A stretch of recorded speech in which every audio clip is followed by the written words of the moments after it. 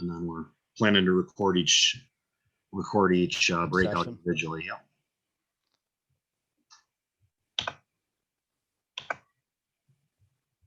Welcome. I see people jumping in here. Good to see all of you tonight.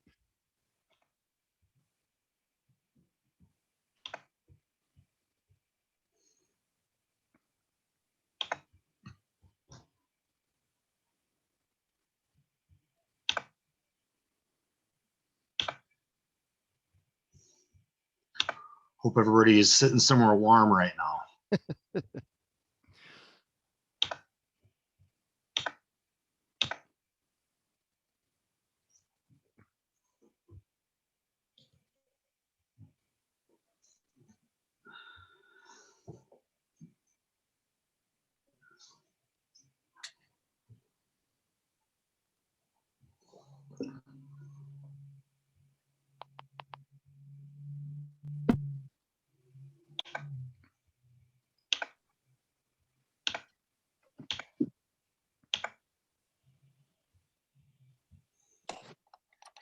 Hey, good evening, Justin. How are you? I'm doing well. How about yourself? Doing great. Justin, is that a reptile I see draped around you? It is a reptile. Yes, this is Bessie, one of our education animals. Okay. Our 6.5-foot long gray rat snake. Let's make sure we get the snake on the attendance list. Yes. Yes, make sure you write her down. Her name is Bessie. Take her home, or are you at work right now? I'm currently at work. As fun as it would be to keep her at home, she needs a 150-gallon tank, and it's pretty large. It wouldn't really fit at home for me.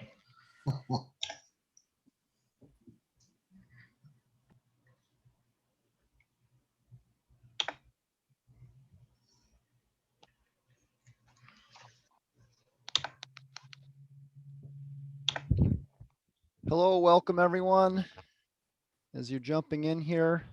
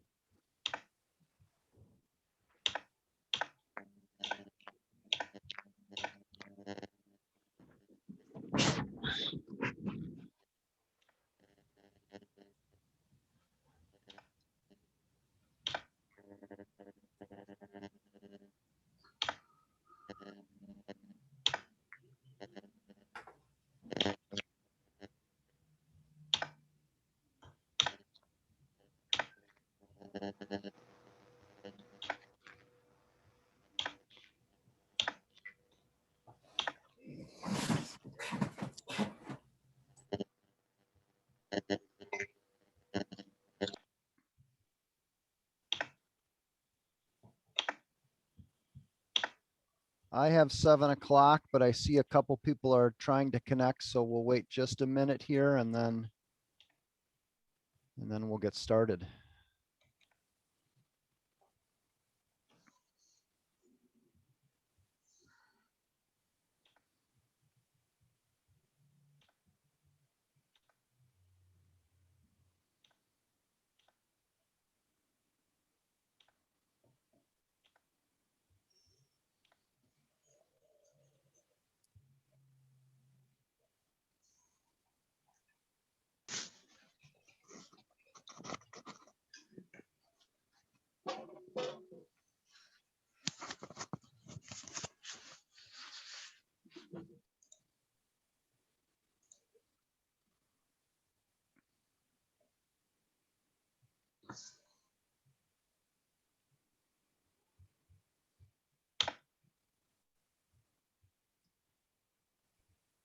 All right, well, we can get started here. It's 7:01, so I don't want to keep people longer than necessary tonight. I imagine some others might jump in here as we get going. My name is Matt Pegliero. I'm one of the people on the Roundtable planning team. Elizabeth will not be able to join us this evening. So between myself and Joe and Zach, we're going to kind of be handling running the meeting and running the breakouts and facilitating those discussions and things. And then some of the other roundtable planning team members as well. Couple of reminders for everyone as we get going here. First of all, so this Zoom format that we're using is the format that's suggested by the national BSA, and for a lot of our roundtable meetings, we've been using content suggested by the national BSA, but this month we're doing something a little bit different. We're deviating from that a little bit based on some feedback that we received after the last roundtable. So we're trying to do some things that are maybe a little bit more practical, a little bit more useful for leaders in our local area. So we have some guest speakers here from the area to help us explain some things, some activities that are available for scouts, both young and old, and then we'll use those presentations as a jumping off point for our discussions in our breakouts. Whoops, sorry. Also remember that if you can use the chat if you have a question or a comment. Also, please, if you could put your name and your unit number in the comments, that would also help us out to know who's here. And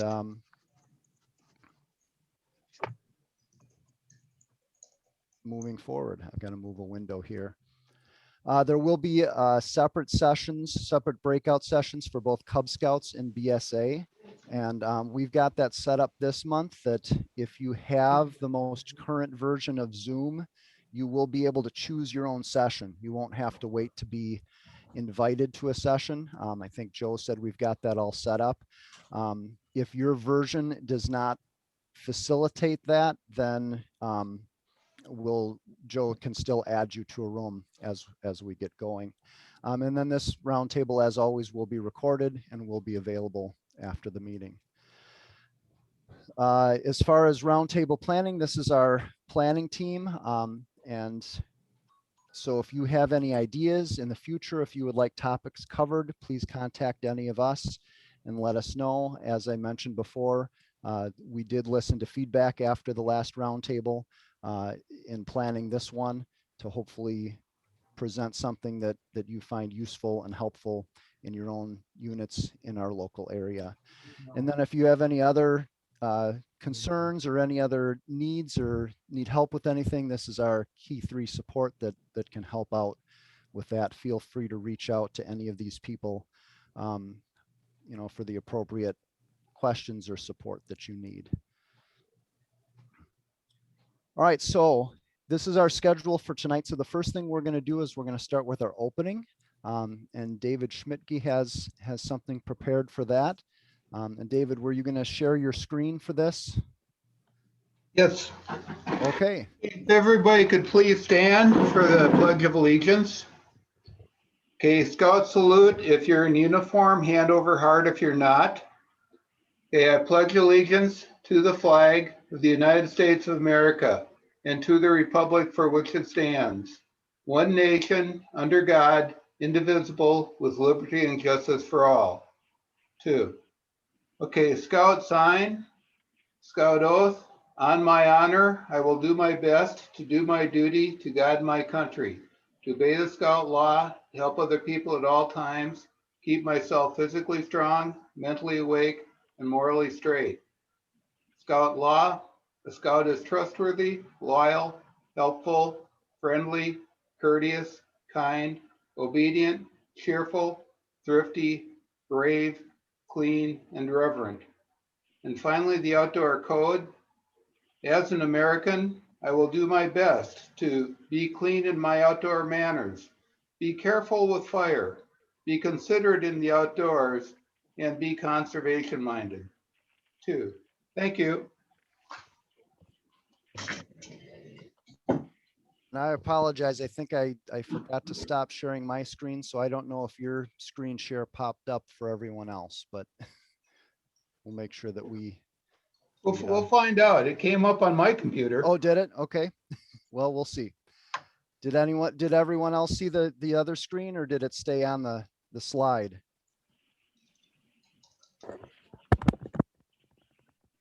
I don't know. Okay. On the slide for me. It came, okay. All right, so tonight we have some guest speakers from the local area, and our thought as a roundtable planning team is it would be nice to get, get some people from the local area, from local organizations, just to present some ideas for things that scouts can do in our area, especially in the wintertime. I know a lot of us are really looking for not being able to meet indoors very frequently now with COVID. We're looking for things to do with scouts outside, activities to do. So the roundtable planning team kind of made some contacts in the area, and we found a few people to present some ideas that hopefully you will find useful.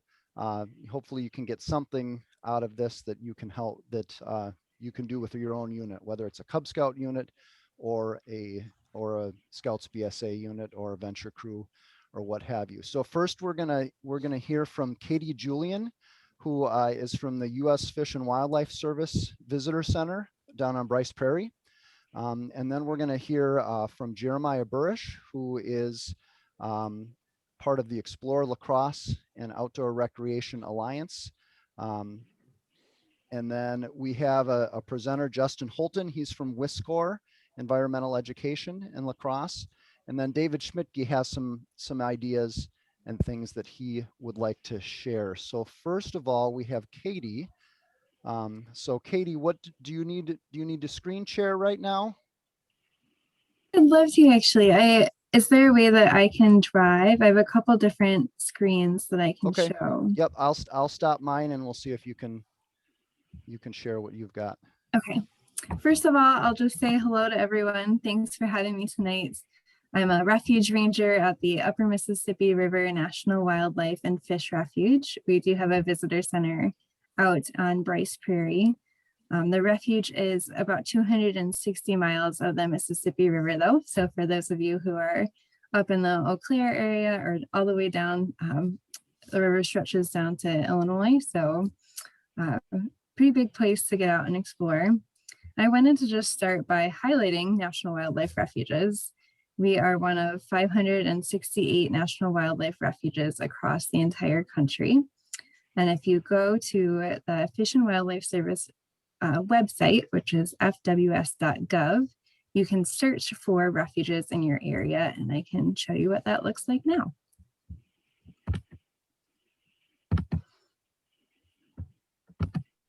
Okay, so you should, if the screen share works, you should be able to see a map of the United States with lots of little blue dots on it. Is that coming through for anyone? Coming through. Yes. we see Okay, it. awesome. So this map is scrollable, and please tell me if it drives you crazy as I zoom in, but each one of these blue dots represents a National Wildlife Refuge across the country.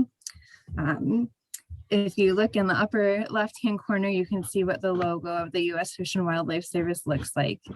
Our mission is to work with partners to conserve, protect, and enhance fish, wildlife, plants, and their habitats for the continuing benefit of you.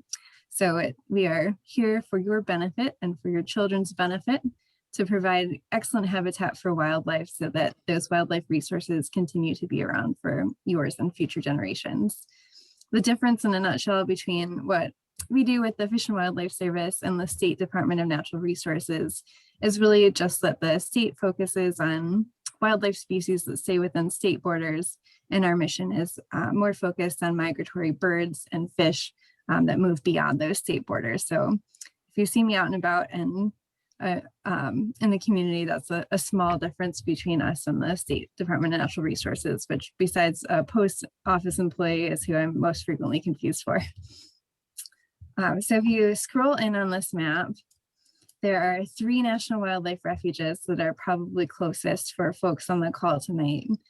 And that would be us in the Upper Miss, Nacita National Wildlife Refuge, and then Trempealeau National Wildlife Refuge is just a little bit north of us, about 30 minutes from La Crosse. When you scroll in on this map, you'll actually get a huge map with different layers that show where there are all sorts of different amenities on the river. So you can, zoom and click on one of those icons. You can search by state or zip code to see what's around you. And these different layers just mean the green is land masses on the river, so the little braided river channels. The purple is actually a technical thing. It's an Army Corps overlay that's managed as refuge, so ignore the purple, but the green area is pretty much where there's refuge. The cool thing about this area is that besides just the river habitat, we also have some prairie habitat and floodplain forest habitat. So in terms of things to get out and explore, there's some neat opportunities to compare and contrast animal tracks, birds that you might see in different types of habitats in the winter. You can also search for us by our name if you see a refuge you're interested in checking out. And we all have our own individual pages.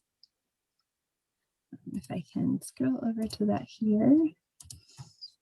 Okay, so now hopefully you're seeing the Upper Mississippi River National Wildlife and Fish Refuge page. Did I make that switch correctly? Okay, awesome. Thank you.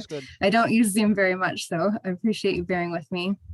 And each National Wildlife Refuge will have a similar looking format where there's this blue bar across the top that will show visit. You can go to plan your visits, learn a little bit more about things people do. You can go to visitor activities, and that'll provide a little overview of places you can get out and enjoy. Because our refuge is so big, there's 4 different districts that help manage the refuge, and each of those districts have a little bit different things to offer in terms of walking trails, boat landings, canoe trails, places to get out and explore. And then we also have on the right-hand side, there's maps that are printable. If there's an area that you're wanting to get out and explore more, there's a similar zoom in map at the top. But then if you scroll down, there's PDFs that you can actually print out and take with you. So they're organized by the lock and dams on the river. I'm sure most of you are familiar with those. But then these maps will also show the locations of boat landings.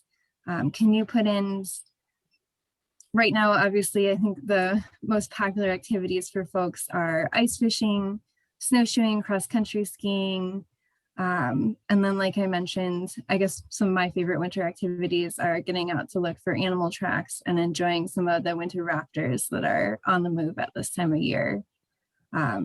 Other ideas for activities to do with your scouts would be nature journaling. Great time of year to do some weather data collection. Lots of opportunities to observe wildlife in winter. There's over 50 different species of mammals that are found along the refuge, and all of them have unique tracks. So always something new to learn in the outdoors. I know 5 minutes was a really short amount of time to try and give you an idea of what is going on out here in the wintertime. If you have questions about what you could do with your young ones, you are welcome to contact me. Matt has my contact information. We don't have anything specifically developed for scouts as far as curriculum, but there might be other things that I can share with you, either that I found online or that we might be using with our, we have a 3rd grade environmental education partnership with a local elementary school. So I hope I didn't go over my time too much there, Matt, but I will stop sharing my screen and turn it back over to you. Thank you, Katie. Can I ask one question quickly? Sure. So the refuges that you showed us on that map, do all of them have a visitor center similar to what we have down on Bryce Prairie? No, maybe 1/3 of them, if that. So Okay. A lot of refuges are complex just because it's such a large amount of area to manage. It's about 150 million acres in the United States. So Sure. we do have a nice visitor center in Bryce Prairie. If it weren't COVID times, we're usually open 6 days a week, 8 to 3:30 during the week, 10 to 4 on Saturdays, except for December and January. We do have intermittent programs when we have staff available to do that. So hopefully things will start to improve. This year. The call or not. All right. Thank you. Okay. So I know we had, so thank you, Katie. That was very, very helpful. So I know we said we have Jeremiah Burrish planned, but I do not think he is on the meeting yet. Jeremiah, have you jumped on since we began? No? Okay. All right. So I guess we'll jump to Justin from WISCOR. Well, thank you guys for having me. My name is Justin, otherwise known to a lot of people here potentially as Breadstick. I am myself an Eagle Scout and Vigil Honor member. I worked out at camp for a good 7 years, so I have plenty of Boy Scouting experience and programming experience under my wing, and so do a lot of people here at WISCOR. So I just want to touch up on a few things that we can do and you guys can do outside as well. Katie mentioned a lot of awesome, fun outdoor activities that you can do, whether it be animal tracking, nature journaling and things like that. We've been doing some programs ourselves here with a lot of younger kids and getting outside and exploring in winter, whether that be, building different things outside in winter, utilizing the snow and, painting the snow too. We really love to do the, add some food dye to some spray water bottles and, coloring the snow is really a fun thing, especially for Cub Scouts to do. But another really fun activity that we have is we actually here at WISCOR have snowshoes. So if anybody is interested in going out and snowshoeing at any point, we have snowshoes that are available for rental. The base price for that is $5 a day per pair. But if you were looking to do that for a larger group, we'd always be more than willing to look at, reduced costs for larger group kind of expeditions out into the snow. We also have, other resources here as well. We have a lot of people that we can get into contact with to help you guys for planning any type of programming things. We have binoculars and birding books. So if any trooper packet or crew is looking to get maybe a little bit more into birding with their scouts, we do have binoculars and birding books that we can, always lend out and work with you to utilize if that's something you're looking into, because there are tons of winter birds still out there, things to look around, especially out here in the marsh. We have an eagle and an eagle nest, and they're just laying eggs right now. And that's always a really cool thing to be able to observe. But then we could also do guided hikes. We aren't doing programs in our building here at the Myrick Park Center at the moment, but we would be willing to work with any unit to get out and do a guided hike around our area here, especially out in the La Crosse River Marsh that we have right next to our building here. So just a few ideas of outdoor things that we can do, but we do know that, at the moment, maybe some units aren't very comfortable with meeting in person. Or it does get a little cold like today and a few other days. It's been pretty cold. So WISCOR is doing virtual programs as well. So one thing that we do and I love to do is the Critter Mobile. It's where I get to show off our fun education animals here. I have Bessie, our gray rat snake, a threatened species in this area. She's 6.5 feet long and quite a bit to handle. She's moving around a lot here and it's hard to maneuver, but a lot of fun. It's been a really great way to engage youth in learning about nature still, is doing some of these programs. We've done a few of our virtual Critter Mobiles and it's worked out really well, getting lots of questions and learning a lot about the natural, the animals around our natural area. But then, like I said, I'm very well versed in the scouting world and we'd love to work with you guys if you'd ever love to do some programming, whether that be working on rank requirements or merit badges as well. And then we also have 3 people here. 3 of our environmental educators are Leave No Trace trained. So we are fully trained up on Leave No Trace and how to teach in Leave No Trace and run those activities. We got a grant last year and we bought $200 worth of Leave No Trace education materials as well. So we were plenty stocked up on different lesson plans and activities we can do regarding Leave No Trace as well. That's about all I have. Just one thing to remember is, although it's cold outside and it is winter, there's still tons of things going on outside and plenty of activities that you can do. All right, thank you. Very good. Okay, so David, I think you had some things to present for outdoor activities. Oops, yeah, just pushed the wrong button. Okay, talking about snow and going outside. We finally have enough snow to do things outside. And one thing that our troop did a lot was building snow shelters when we went out for a weekend. You could also use this to make a snow fort.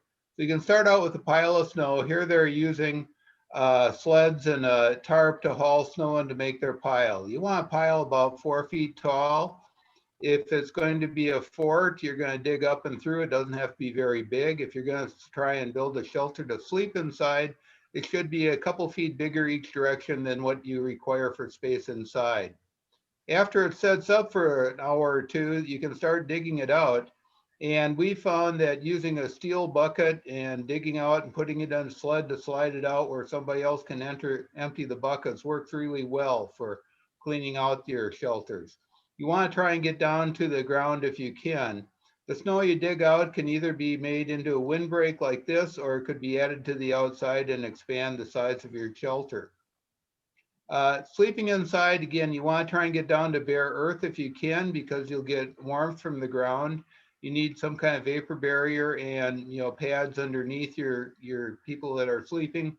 No candles or fire of any kind inside the shelters. Cover the door with a little piece of plastic. They get amazingly strong. These are 15-year-olds that slept in the shelter overnight, standing on top. They had to jump on it to break through, to go through it after the next morning. This is always kind of tradition with our troop, is that they break down their shelters after sleeping in them. Another way to build a fort or a shelter is making blocks of snow. And you'd think like a bricklayer, where you put down, mark out how big your fort is going to be, put down your first layer of blocks, have some spaces, fill in with snow, pack it in, add the next layers, centered over the top so it's like bricks. Keep adding till you get out. Going on the web, searching for making a snow fort, there's lots of ideas. Making blocks, a couple different ways. One way is if you have piles of snow, you can make a quarry and cut out blocks of snow to build your fort with. If you don't have that, you could use snow and pack it into pans. Wetter snow works good, but I did this when it was about 13 degrees out. The snow was fairly powdery. Hi, babe. Yep. And after sitting for 5 minutes or so, they came out really nice. Last thing is snow sculptures. They can be big projects for a group, or they could make small individual ones. I was thinking of alongside a sidewalk, if you have a pretty good ridge of snow, the scouts could each make their little sculptures along the sidewalk, toss the snow back in away from the sidewalk so you don't make a mess. And again, there are a lot of ideas for making snow sculptures on the web. So that's basically what I had tonight. So let's see if I can get out of here. Thank you.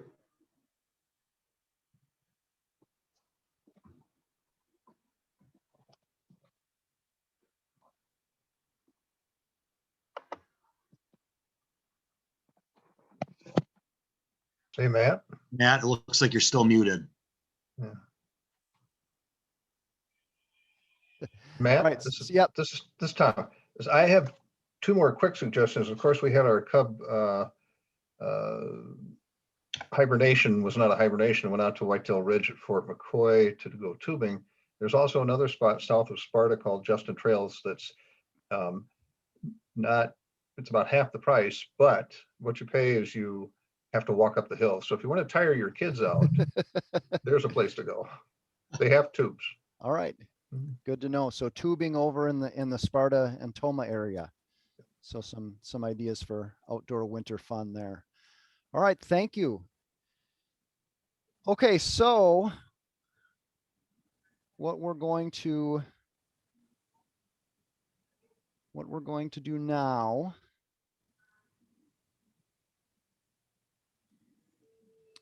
is we're going to go to our breakout sessions.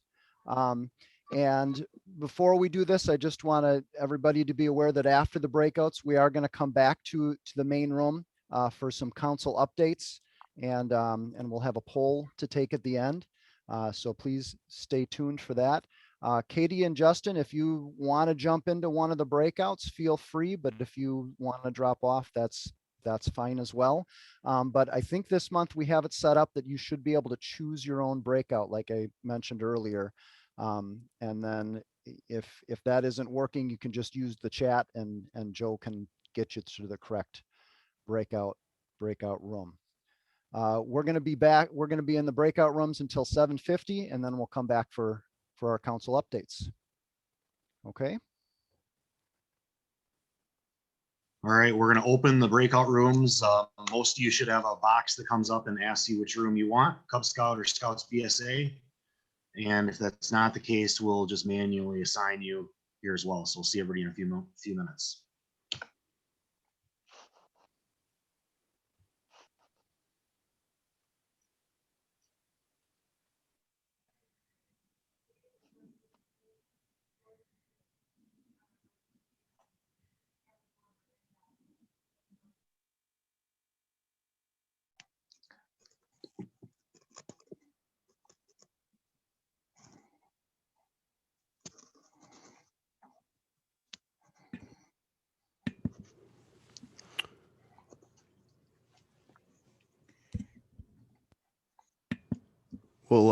We'll wait just a moment here to make sure we've got everybody in that needs to be here.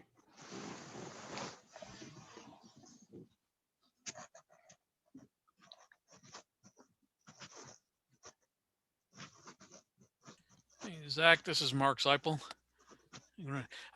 We had talked the other night, looking for a possibility of, doing the smaller camporee in the spring.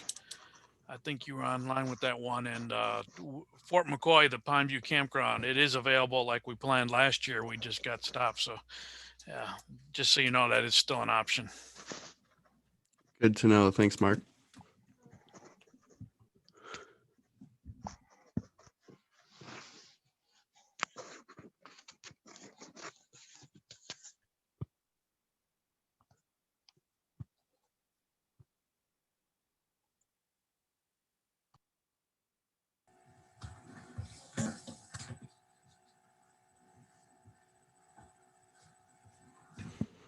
All right. So what we wanted to discuss is just kind of build off of those two presentations. If anybody had any questions or some other things that we should probably think about if we're doing outdoor activities with our kids here this winter. So if anybody wants to open up with a thought that, came to mind, if not, I'll start calling on people. I think one thing we got to remember is we're doing Klondike this weekend, and I think it's important for our scouts to know that what we're telling our kids or our scouts is if they're sweating and hot in the car on the way to the event, they are going to freeze during the event. So I think it's important that we start with some preliminary even before they leave the house, thinking about what the weather's going to be like, how to dress for the weather, be in layers, bring clothes to add, don't try to leave the house with everything on.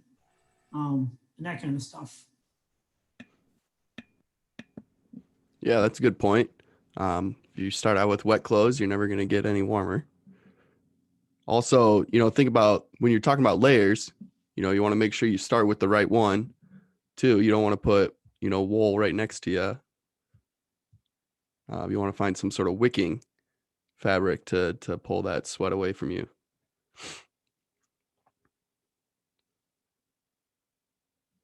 What else? Jeff, what do you think about, when you've got a winter camp and maybe a first year scout with you, what's one thing that you're going to remind them to bring or prepare for? Shoes, socks and shoes. I had one kid come to winter camp with a pair of tennis shoes. Said, don't you have any better boots than that?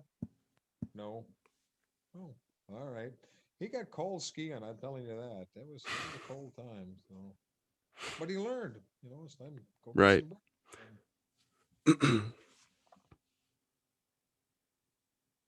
No, dressing properly, that's always important. But I like wearing wool next to my skin. What you don't have a wool union suit with a little trapdoor in the back? Well, everybody had one of them. No? I do not know. I I'll still have to have look one. into that. What's that? I still have my red ones. Yeah, mine aren't red. Mine are got they're just kind of old cream color, but I think my grandfather had them back in the 40s or the 50s or something like that. But they're in good shape yet. Oh. I see Justin's in our group here. So if anybody had any questions for Justin or thoughts that they wanted to share, I think now would be a good time to throw them his way. What happened to your hair, Justin? What? Yeah, what happened to your hair? It was slowly going away, and I was looking way older than I already am, so I got rid of it just to preemptively get rid of it. So it's all migrated south for the winter. Looks good. Looks good. Now, do you use like wax on that, or? Yeah, for the stash, keeping that curl in, I use a little bit of wax. I was talking about on the top though. Is that wax? I have like with the how they buff out like bowling balls and stuff. I just do that on Very my head. nice. Very nice. Yeah. Like a little chamois back and forth over the top. Yeah. It's a good look on you. Thanks. Yeah, to stop I by work really this hard. weekend. What was that, Peter? I said, yeah, to stop by this weekend. When and where? Camp, 11 o'clock. Okay. Keep that in mind. Maybe I'll stop out. Yeah, just don't bring the snake with you. I don't think she'd like the cold. She'll stay inside.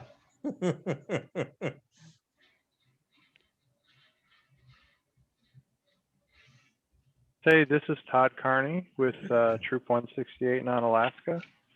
I was wondering if you have any service kind of projects, especially like conservation type work that where you could use some troops helping out.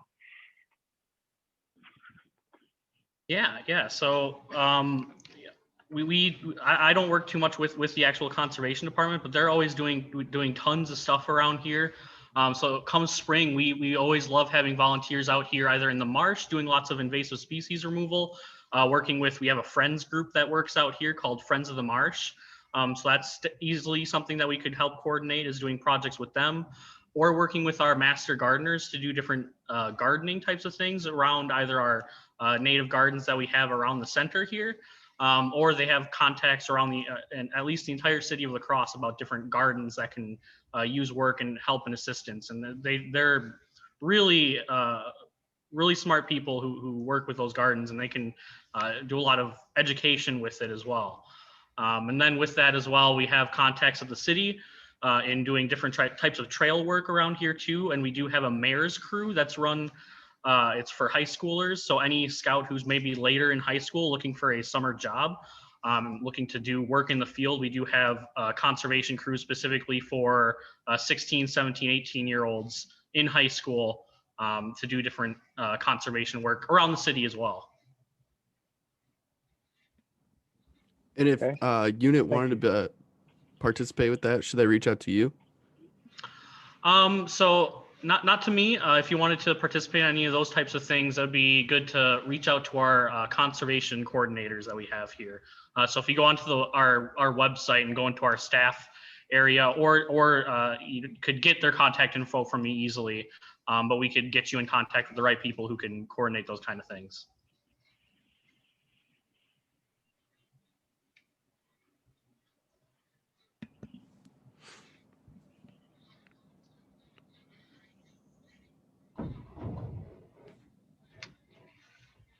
Awesome. So I'll probably reach out to you, Justin, to get that, and we'll put that contact up on the Roundtable page there on sounds the good. council website.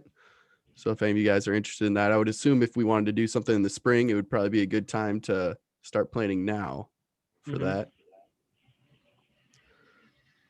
What else has some of these units, what have you guys been doing this winter? Has anybody gone winter camping before the frozen tundra has come through? We did winter camp at Camp Decorah in January, mid-January. Nobody died. It's kind of cool. It's really hard to, bring body bags along when you go camping. There's no place to put them. Can't pile them up in the corner, nothing like that. So. And everybody had the proper footwear, right? They did. Made sure of that. Yeah. I don't think there was very many camp troops that went out to Camp Decorah for winter camping this year, was there? 2 or 3? I think we've had 3 so far, and I think there's one more coming. One more, okay. There's been quite a few ice fishermen. Troops been doing that. Our troop went down and did some, I know, and some of the other troops have been, quite a few people have been taking advantage of ice fishing. So that's good.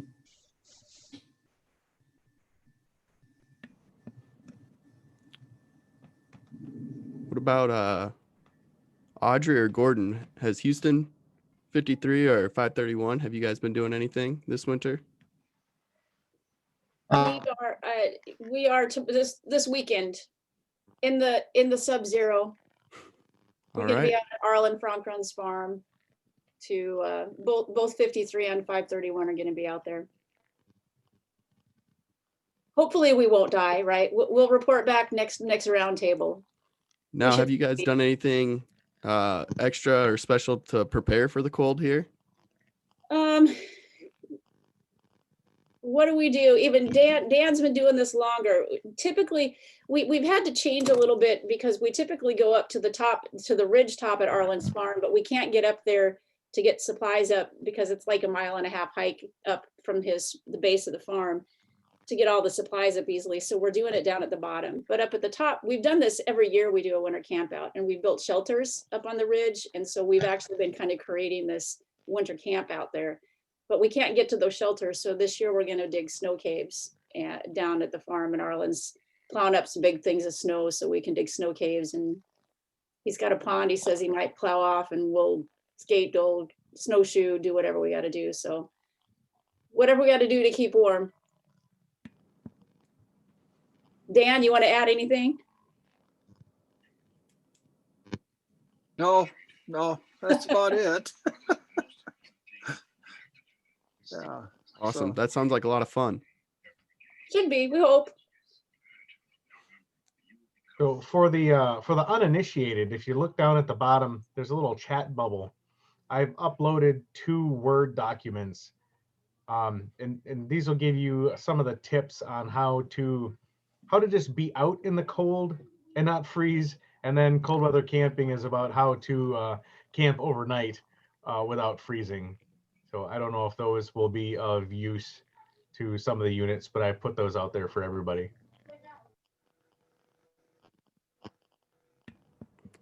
Thank you, Scott, for sharing that. Scott, is your troop doing anything this winter or has done anything?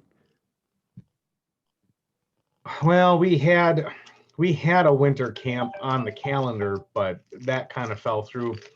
Next weekend, we're going to have kind of a unit Klondike. We're setting up some challenges for our scouts. They're going to be dragging a sled with them and all of their gear, and we're going to give them a Klondike feel in just kind of a day camp.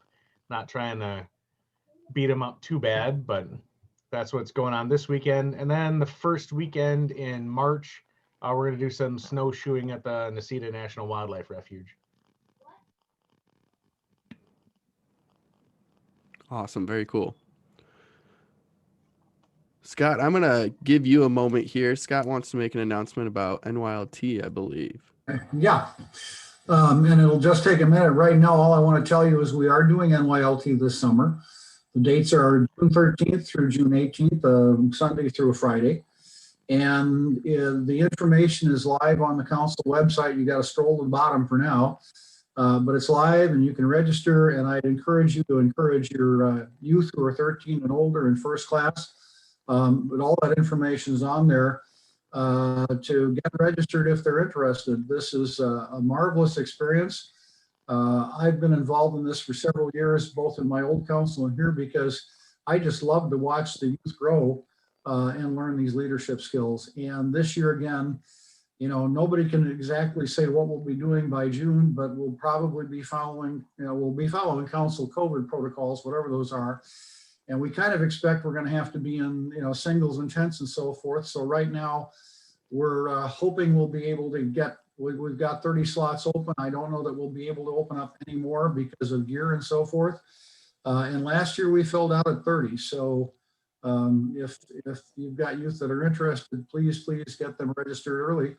And if you've got questions, my number and probably my email are on the web announcement, and you can give me a call and I'll help you out. Thank you. What did you say the dates were? June 13th through 18th. Come out about, I think it's about 1 o'clock on Sunday the 13th, and We finish about 2 o'clock on the 18th. Any other questions? Okay. Hope to see your scouts out there. Thank you, Scott. All right. It should be really cool. I have not seen an NYLT course in my professional career yet, so it'll be cool to see that. I went through Wood Badge in 2019. So if you're a Buffalo, you're cool with me. So everybody else, try to be more like the Buffalo. No, I'm just kidding. But anyway, back to the back to our winter discussion here. Justin, I don't want to put you on the spot too much anymore, but do you have anything else that I know we kind of gave you a short time period? If you had anything else you wanted to offer, I know you talked about some service opportunities. Nothing else off the top of my head. I think I kind of, went through everything. Like I said, there's service opportunities we can think about for units, as well as just getting in contact with us and having our different naturalists leading things for you guys out in nature, especially around the Meyer Park Center here. Like I said, we have plenty of resources to reach out to things. So if there's things you're trying to plan and we can't help you with it, there's always plenty of other resources that we can get into contact with to find the right help with whatever you might be trying to plan. We do have snowshoes, like I mentioned earlier, plenty of snowshoes if anybody would like to use them, and other resources like binoculars and other equipment for going out and exploring in nature. Nothing more than that I have to say. Awesome. Unless anybody has any questions. Awesome. Jack, this is Chris Sandsgrant with Troop 11.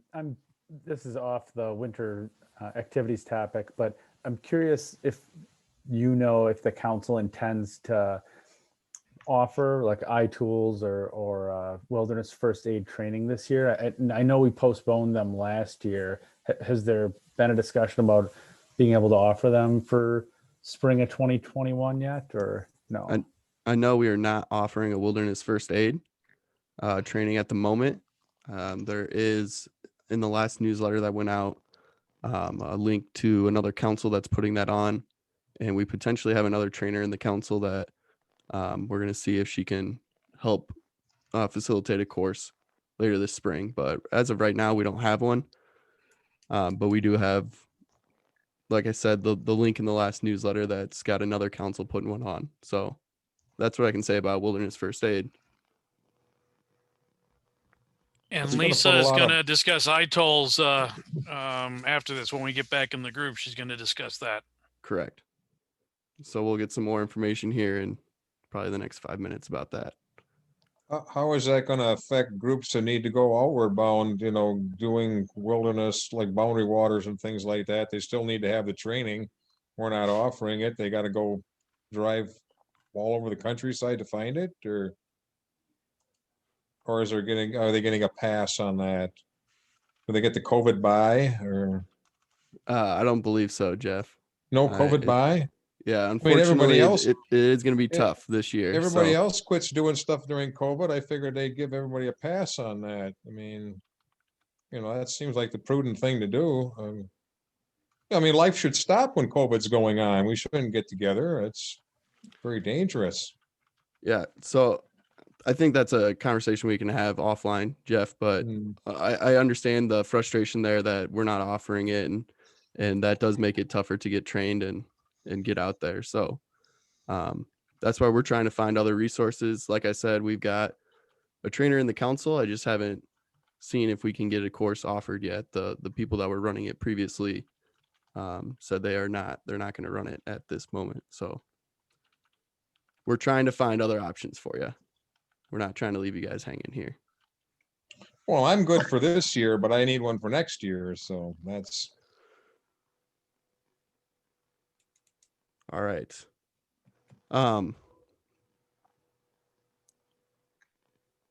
So we've got some good ideas going here for the winter camp out. We've got some, we want to dress warm.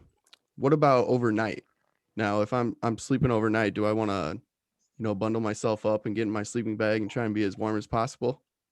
I want to buy a brand new sleeping bag from the Scouts, available at the dining hall. There you go. That's one idea. But do I want to wear all my clothes overnight?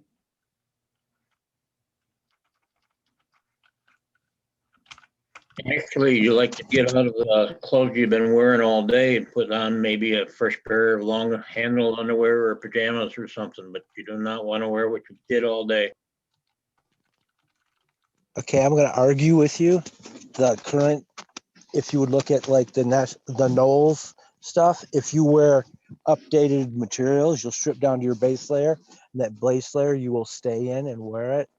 It reduces the amount of clothes you wear. The new synthetics allow you to do that without having problems with the wet that you would have had with the older wools and other things.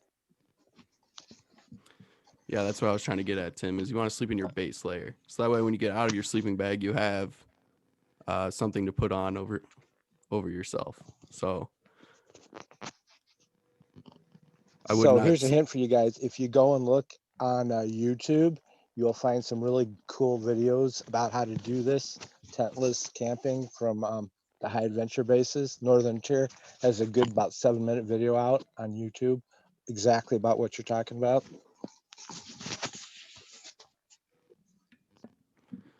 Tim, do you have any other suggestions about winter camping that maybe we haven't discussed? So something that's overlooked a lot, one of the things that actually reduces hypothermia or the chances of it a lot, if you can get people to wear a balaclava or a face mask over their entire face so they're not breathing in cold air, especially like before they're going to bed to get those lungs all warmed up. You know, the old way to do it is just to have them run around to like 6 or 7 times before they go to bed. But to get those lungs good and warm before you go to bed.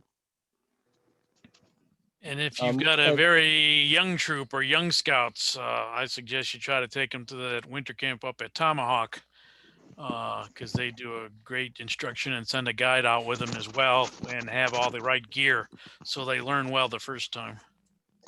And on that idea there, the other thing that I would say is we used to practice at our meeting. So one meeting was devoted, you bring all your gear so I know what you have, and when we go outside, you're going to put it up and you're going to stay in it for 30 minutes. Yeah, that's a really good idea, Tim. I remember doing that as a kid. It was like the Tuesday before the weekend camp out. We would all have to pack as if we were going, just to make sure we would survive. The other piece I haven't heard here yet that's important and easy to forget in the winter is staying hydrated. Just be careful about that too close to bedtime or you may regret it. But the kids, it's easy to remember in the summer to stay hydrated, and it's easy to forget in the winter.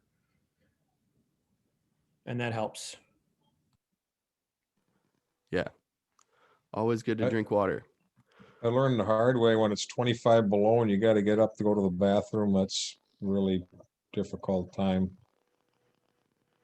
Our Quincy collapsed on us when we were up at Tomahawk about 8 or 9 years ago. And we had to sleep in a tent. Not so good in 25 below. No. Especially when you're trying to put your boots on that are half frozen already. That was a chore. Yeah. So we got about 15 seconds before we switch back to the other or the big group. All I'd say, it's really important to get those first year campers to have a good experience in the winter, or else they might not come back for the summer and beyond that. If they have a bad time, that's just going to put a bad taste in their mouth. And, we want to keep them around because we know scouting's fun. So let's be conscious of that and, try and take some of these tips with us as we move forward here. So if there's not anything else, I will give you guys the remaining 30 seconds or so. I saw the 1 minute thing pop up not too long ago. So what's the deal with those sleeping bags? Are there really some for sale up there? Oh yeah, there's a ton of sleeping bags up there. I think the brand new ones are 100, the slightly used are 50, and then the ones that have holes is less than 50.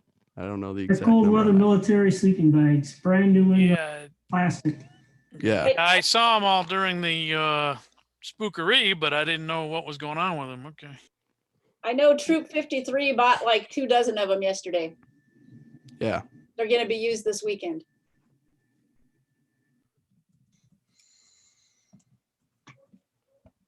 All right. Well, I appreciate everybody that shared and those that took notes, and let us know, let Justin know how we can help you guys this winter and make sure that we're still doing some fun stuff here.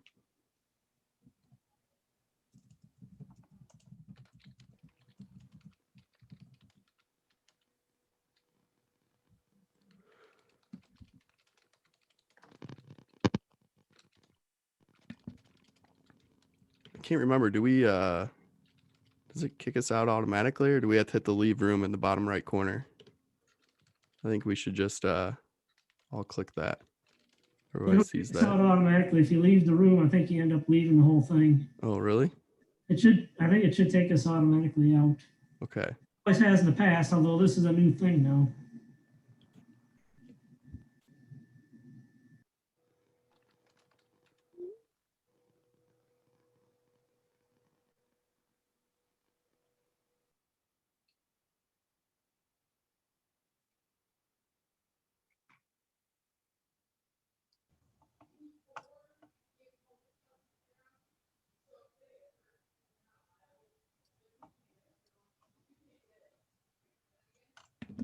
Try leaving the room and see what happens. Sure, go for it. No, Yeah, because we got. we don't want to leave the meeting. Yeah, I keep saying leave meeting for me as well. Yeah, I think it should take us over automatically. Oh, yeah, I think the presenter of the primary meeting's got to drag us back in, so that'd be Joe, ain't it? Yeah, I just sent him a message, so we'll see. Maybe he doesn't want us back. Oh no. Maybe he's left us That's stranded what I here was on the thinking. island on He's purpose. sitting there laughing. Yeah. When you get, Nothing like being subtle. when you get that warning, it usually means they've invited or they've limited the time on the meeting. So we may just be caught in Zoom Neverland. Hey, Zoom limbo. Scott White, are you still on? Yes, sir. Hey, can you send me those two documents you put up? I'm not having any luck downloading it right from there. So is there a way you could send it to my email? Yes. I don't know if I have your email. Okay, I could send it to you as well, but it's just All right. MRSIPLE Okay. at Yahoo. I was gonna say, Scott, if you want to send that to me as well, we'll try and post them on the Roundtable page as a resource. Sweet. Somewhere. It All right, here we downloaded go. for me, so. There we go.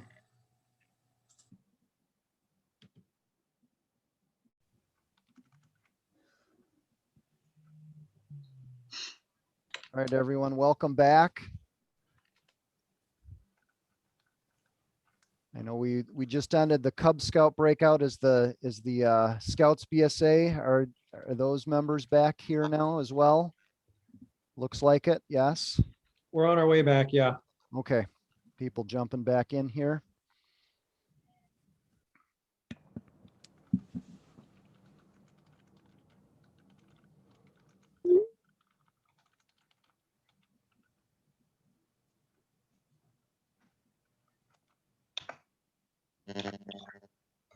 All right, so for the end of our meeting, we do have some council updates and announcements that we've been asked to share.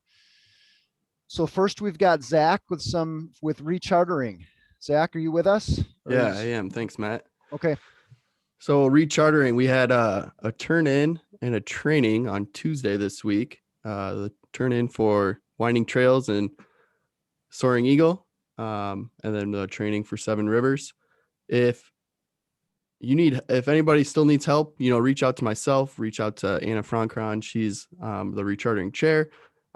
She's been through it multiple times. She's done a crew, a pack, and a troop charter, so she can be probably more helpful than I am at this point.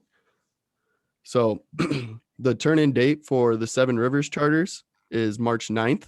If you can't make it that night, that'll be at the office from 6 to 8. If you can't make it in between that time, let me know and I will meet you somewhere to get it. You can always mail it in. You can always just drop it off at the office, anytime before that. The big thing for the Soaring Eagle and Winding Trails units. We got to get it in by the end of the month, or else you won't be chartered anymore. You won't, that means no insurance, no events, no advancements, are kind of the big three prong there. So if you have any issues, if you have any questions, give me a call. I'm here to help, and we want to make sure you guys get it done. So back to you, Matt. All right, thanks, Zach. So next, Lisa, are you with us with some training updates? Lisa can't use her microphone. She Okay. texted me earlier. So Okay. Zach, if you want to go ahead and do that. Yeah. So I don't know if people saw in the last newsletter,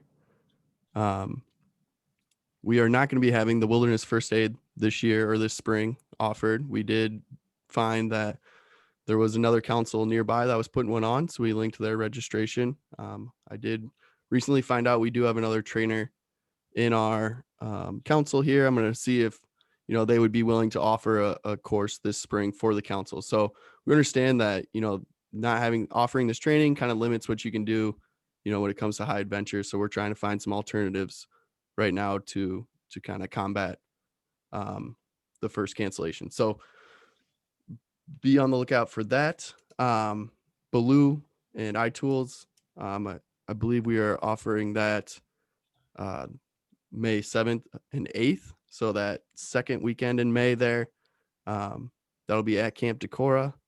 Registration for that will be up soon. Let's see what else we got on here. So CPR will be part of that wilderness first aid training. And then Leave No Trace. I can't, off the top of my head, I can't remember. Tim, do you have information on that? Leave No Trace will be sometime in June. Haven't decided on a date yet, but my understanding that some part of Leave No Trace is now required for boundary waters. So you may want to have a Leave No Trace trainer, adult and youth, if you're going on high adventure. All right. Hey, Tim? Yeah. I've been reading on that because I go up to the boundary waters, and apparently with the traffic and all the people up there last year, they had quite a mess. So now you're required to watch 3 films before you are issued your permit. So yeah, and you can watch them online. Or you can be the Leave No Trace trainer, whichever one you prefer. Whichever one the Forest Service accepts, that's okay. Yep. And that's probably not a bad thing. We want to keep it better than what we found it. So scouting for food. So we are looking to make Post-it notes this year instead of door hangers. This was a change that I had seen in the past. It makes it so if it's a windy day, it doesn't kind of fall all over the streets. We're not going to put a date on the sticky note. It's just going to have general information. And then we're going to actually make labels, because I've already found out that, multiple units are planning to do this on different weekends. So we'll make labels that you can stick on there that says the correct date or drop off location for your community. So if you want to participate in scouting for food, I'm going to send out an email here and let you know that once we've ordered the sticky notes that when they'll be available. We're looking at March 5th, which is that first Friday in March, because we have some people that want to do it that Saturday. So that's kind of our cutoff there. And so once I know when they'll be available, we'll have units sign up on how many that they need. And we'll just have to make sure in those communities we've got the emergency food box or the food bank, whatever it's called, prepared for you guys to bring food on the weekend that works best for you. So we want this to fit in your schedule. We don't want to dictate that. So we're trying to find the best way to make it work. So there will be more information coming out when we know exactly when you can pick up the sticky notes. And again, like I said, we'll make a label for you guys to say, all right, whether you put them out on your Monday or Tuesday meeting, they'll be available on Saturday, March, whatever, or April, whatever works for your unit. So that's scouting for food.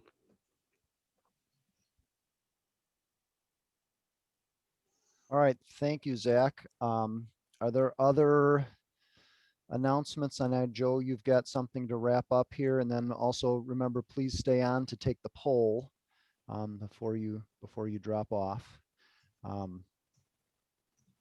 Anything else, council? Go ahead, Joe. Yeah, terrific. Thanks, Matt. And a big thank you to everyone with us tonight on a cold, blustery evening. So good to see everybody at the comfort of their own homes tonight. And really appreciate everybody sharing a lot of great ideas. Big thank you to Katie and Justin for being our guest presenters. If you have ideas out there of other people who would be good guest presenters, send something over to the Roundtable planning team. We'll be glad to try and incorporate that in the future because we've got so many great resources within our 9-county region as a council. So some of you are probably aware that the inaugural class of female Eagle Scouts is going to be celebrated on Sunday, February 21st. There is a national event called Be the Change where they'll be celebrating all of the several hundred young ladies that have accomplished that over the previous 2-year period. We've had a lot of individuals that have been working towards that nationally, and very proud of all of our Eagle Scouts here locally, but also proud of Haley Alfson, who's the first female Eagle Scout. And you can find some information. There's some information out there in some of the local news stations about her accomplishments and kind of why she chose to get involved in scouting. And I know that everybody will enjoy meeting her by viewing that. So you can watch the council Facebook page or the in the news section of the newsletter for some of those links, which kind of wraps into the executive minute. So we had a chance to celebrate all of the volunteers, all of the units, and all of the Eagle Scouts in our council at the recent council recognition event on January 26th.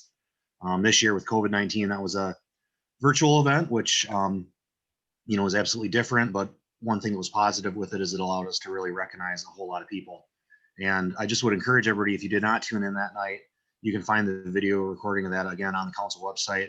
We're really proud to showcase 31 different Eagle Scouts. So very proud of all of those young men and ladies for the things they accomplished. We also highlighted all of your units and all of the great things that you did over the year. And then also all of our volunteer project teams that are really the people that help make scouting happen in our council, whether it's a roundtable planning team or a merit badge day team or camping committee or all sorts of other things as well. So I just wanted to encourage everybody to celebrate scouting, celebrate what's happening locally, make plans to tune in on the 21st for that online event. And we'll share the link on that here in the chat, and we'll open the poll here shortly. And I want to encourage everybody to stay warm as well.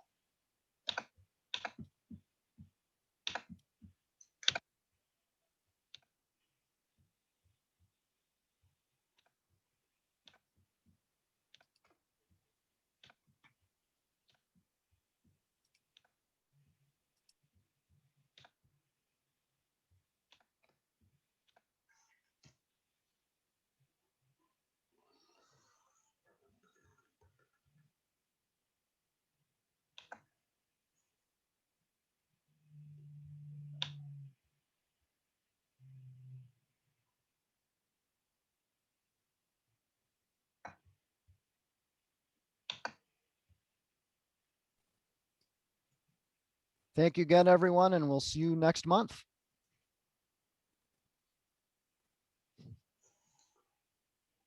Hey, good night, all.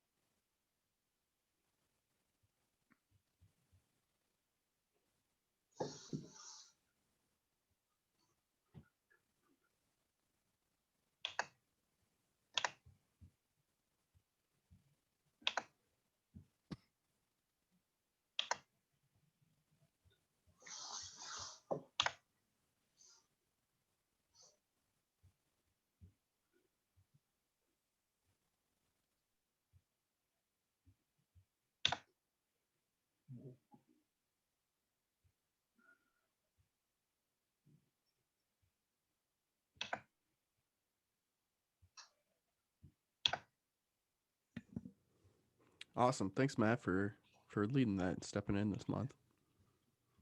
Yeah, a few hiccups at the beginning there, but I think we worked through it okay. How did I jumped into the Cub Scout room right away. How did it work to have people pick their rooms?